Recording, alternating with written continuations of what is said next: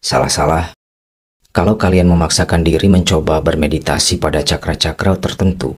Bukannya cakra kalian berkembang, kalian malah terlena oleh halusinasi.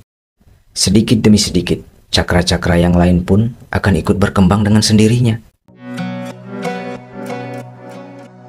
Sobat bijak, aku tahu sudah banyak orang yang menjelaskan tentang apa yang akan kita bahas kali ini. Ada juga yang menulis buku tentang ini. Dan mungkin banyak juga di antara kalian yang merasa sudah paham. Karena itu, semoga tidak ada yang merasa digurui. Anggap saja konten ini cuma referensi. Intinya adalah, aku cuma ingin membagikan apa yang aku peroleh dari intuisi, eksperimen, dan pengalamanku. Terutama kepada yang masih awam dan baru. Dan sepertinya penjelasanku juga akan agak berbeda dari yang lainnya. Karena itu, kalau ada ahli yang kebetulan mampir ke sini, silahkan. Kalau nanti mau beri komentar, kolomnya sudah tersedia. Supaya jadi referensi tambahan juga untuk sobat yang lain. Dan konten kali ini tiada lain adalah kelanjutan dari kontenku sebelumnya yang membahas tentang badan energi. Yang mana sekarang kita akan lebih menyoroti 7 cakra yang merupakan pokok dalam sistem hidup kita, serta dasar-dasar yang perlu diketahui dalam upaya mengembangkannya. Selamat menyimak. Sobat bijak, secara harfiah, cakra berasal dari bahasa Sanskerta yang berarti gear atau roda bergerigi. Dinamai seperti itu bukan karena cakra adalah bentuk aslinya. Ribuan nadi yang sudah kita bahas pada konten sebelumnya yang saling bertemu dan membentuk ratusan simpul. Dalam pertemuannya, nadi-nadi itu selalu membentuk segitiga yang bertumpuk. Ada yang menghadap ke atas, ada yang menghadap ke bawah, ada juga yang ke arah lain. Di samping itu, simpul-simpul itu juga memancarkan gelombang energi yang berpendar dan bentuknya bundar. Gerakannya juga memutar, sehingga simpul-simpul itu tampak seperti susunan roda-roda bergerigi yang sedang berputar.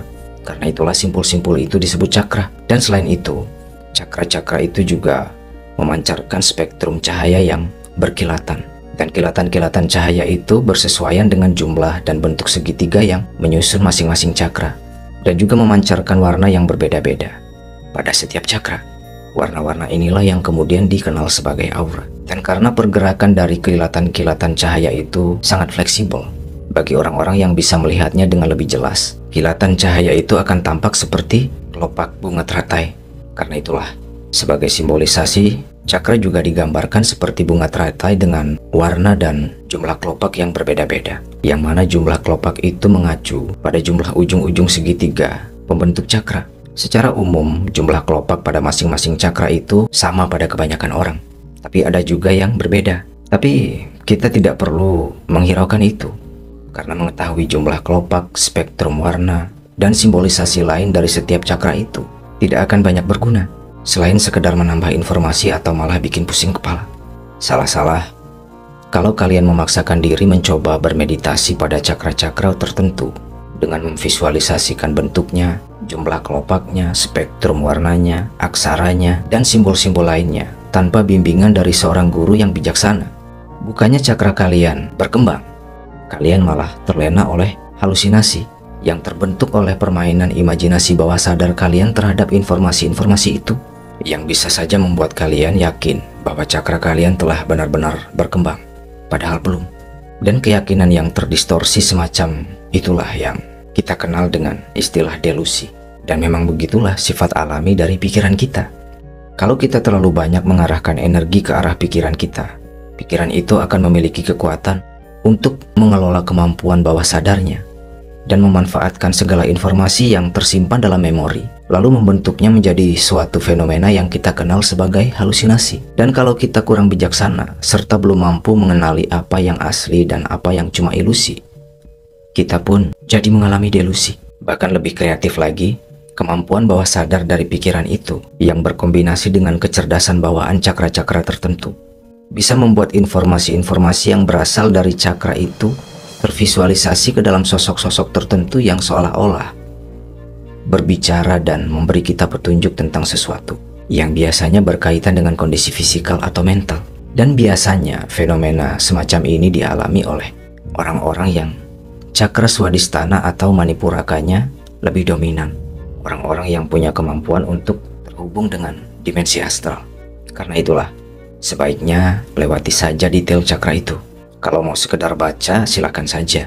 Tapi tidak perlu dengan seksama. Bukannya melarang sih, dan tidak salah juga. Hanya wanti-wanti, karena itu bisa mendistorsi persepsi kalian.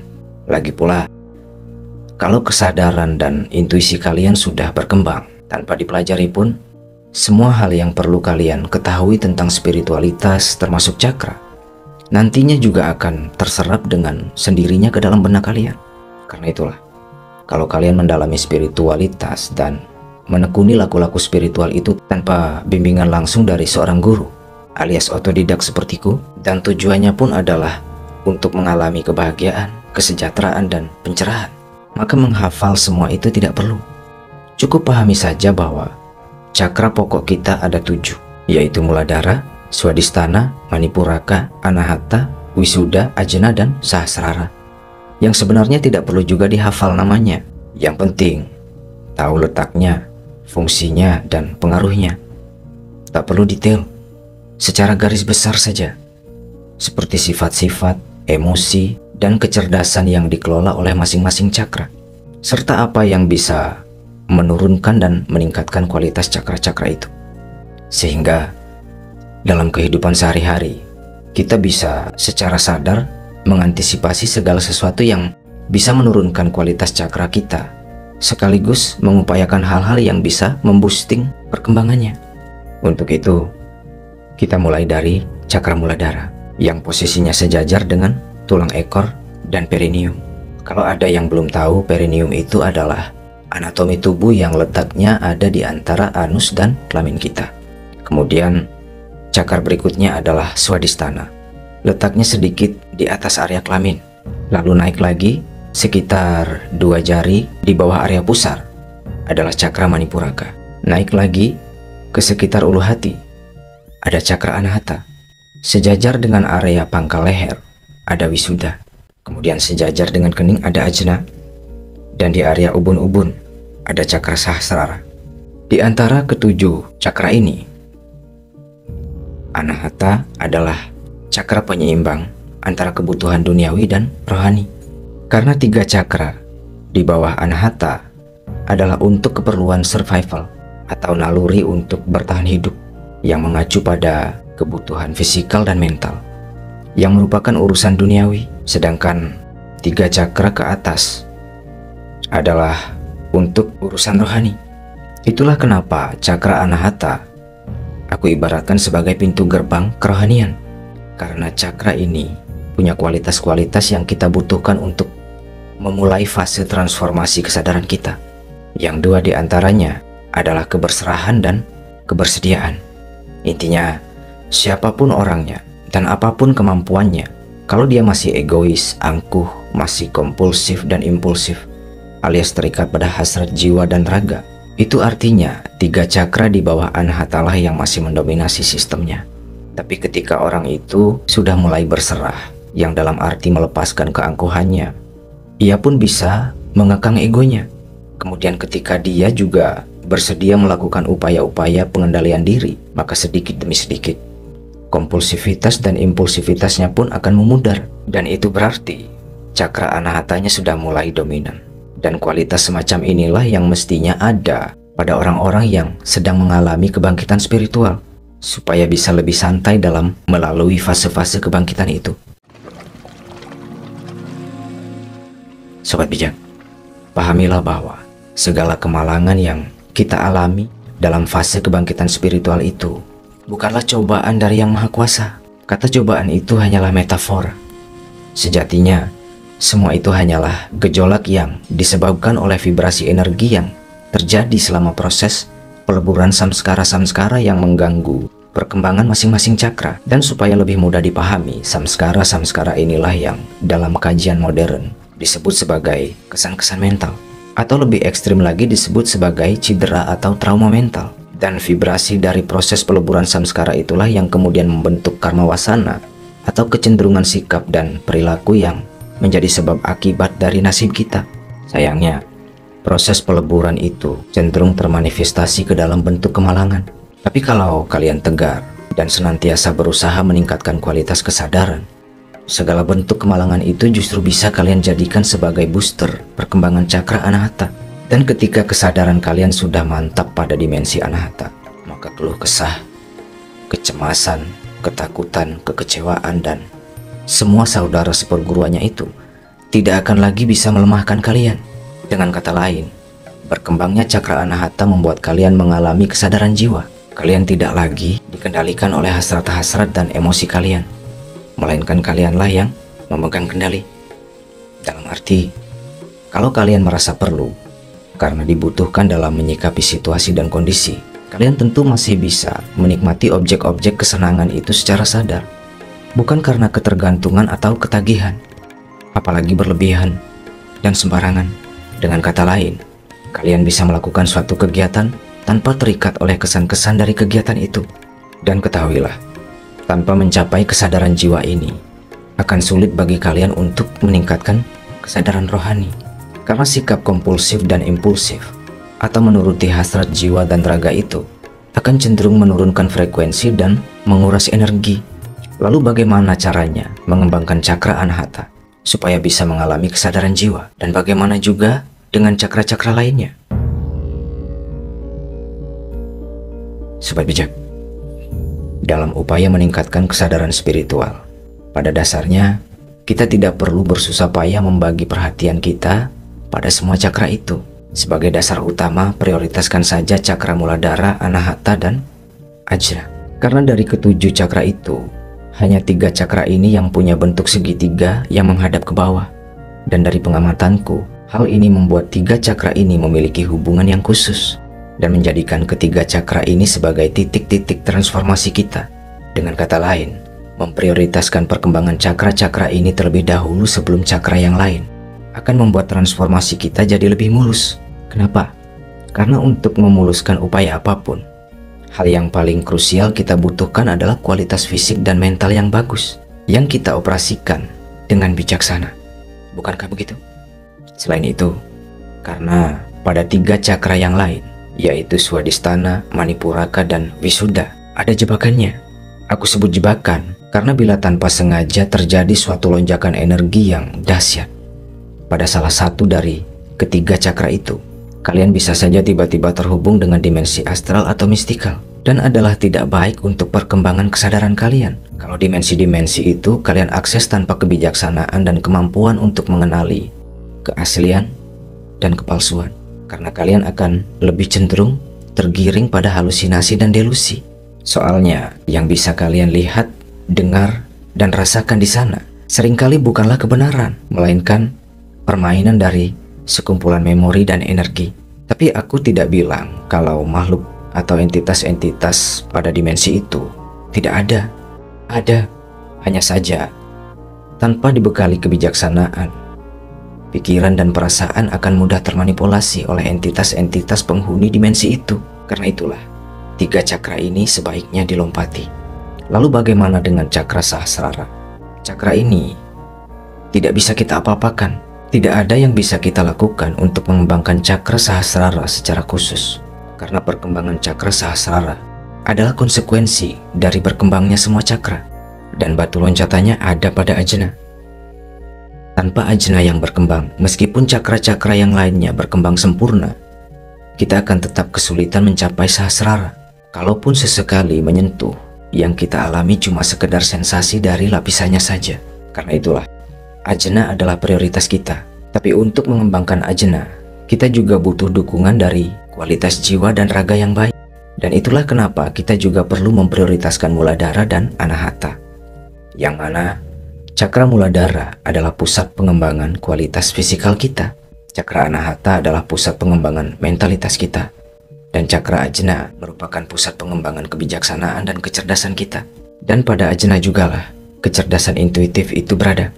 Itulah sebabnya sikap dasar yang paling dianjurkan dalam bermeditasi adalah Gyan Mudra, yang mana Gyan artinya kebijaksanaan dan Mudra berarti sikap tangan. Praktisnya, dengan Gyan Mudra, kita dapat menstimulasi pergerakan energi prana untuk lebih terpusat ke arah ajna. Dengan berkembangnya ajna, intuisi pun jadi lebih peka.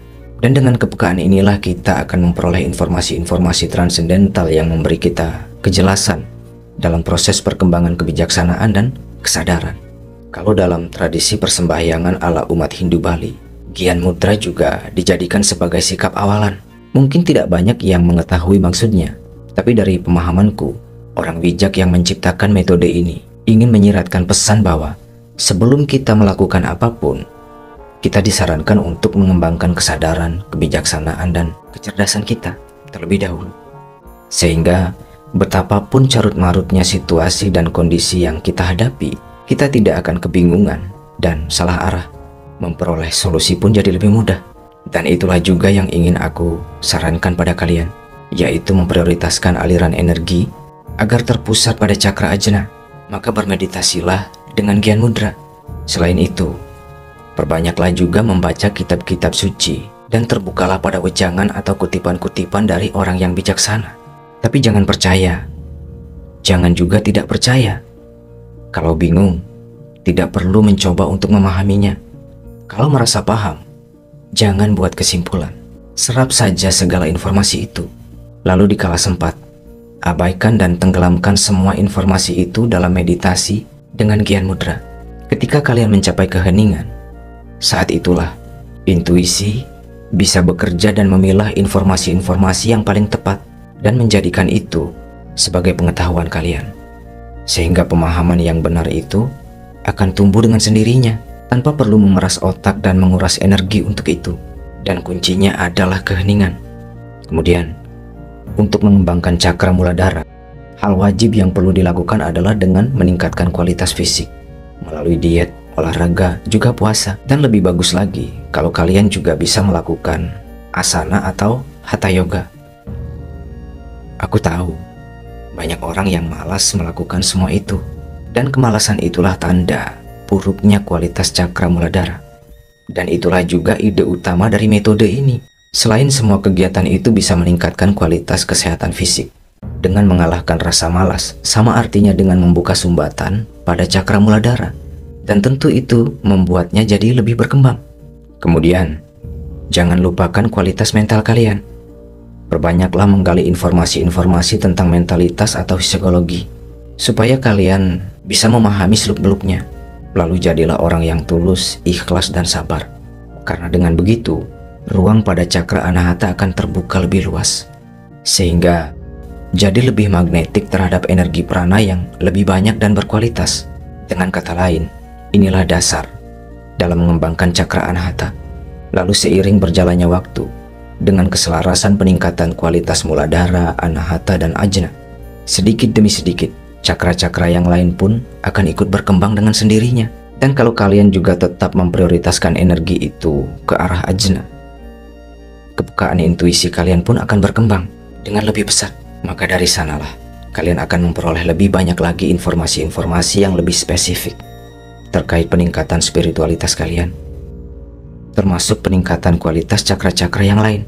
Kalau sudah sampai pada tahap itu, kalian sudah tidak butuh lagi konfirmasi dari orang lain, karena informasi yang kalian peroleh secara intuitif itu sudah memberi kejelasan. Dan dengan menekuni cara-cara yang kalian peroleh secara intuitif itu, kalian juga bisa mengalami transformasi, sehingga kalian jadi makin yakin, makin tekun, dan makin menikmati proses peningkatan kesadaran kalian secara mandiri. Sobat bijak, terima kasih sudah menyimak dan sampai jumpa.